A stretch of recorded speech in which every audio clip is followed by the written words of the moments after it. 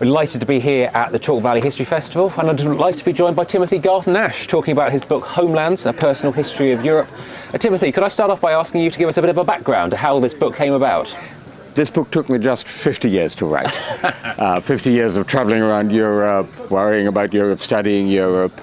And it's a very unusual genre because it's history illustrated by memoir and reportage. So I take stories from my notebooks over these 50 years to illustrate the larger story of what's happened to Europe over the last 50 years. And I think I read that you've been surveilled by the Stasi. It's kind of, how did that happen? So I started my life in traveling, my working life, as a student living in East Berlin, and the Stasi got very interested in me because they couldn't find any British spies, so they thought maybe I'm a British spy. And so I actually had quite a thick Stasi file, codename Romeo for some mysterious reason.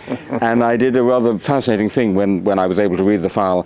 I went back and confronted all the people who'd informed on me, and also the Stasi officers who'd been on my case, which was an amazing experience. And of course, you spent a lot of your career covering Eastern Europe. Absolutely. If people wanted to go and kind of get a taste of the Cold War kind of feeling, where could they go? Which museums should you go and see? Which sites in Eastern Europe should they go and visit? There's a great question.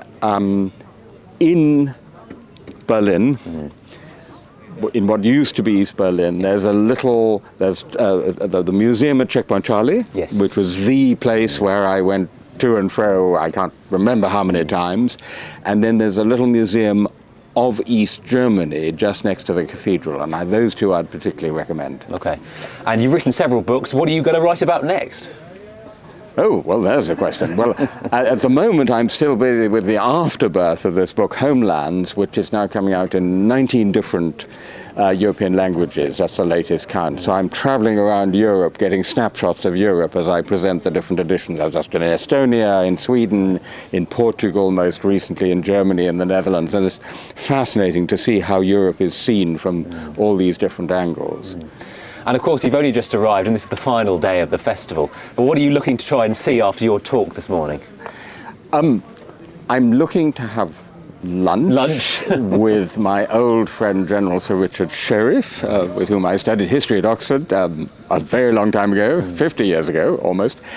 And then, unfortunately, because I'm going back to Ukraine, I've been to Ukraine twice in the last 6 months, I'm going back to Ukraine at crack of dawn tomorrow morning, I have to leave, alas. So I'll have to come back another time. Okay, well, we'll save you the medieval and everything. Will be there next year. Yeah. Timothy Garton Ash, thank you very much for joining us. Great pleasure. Thank you.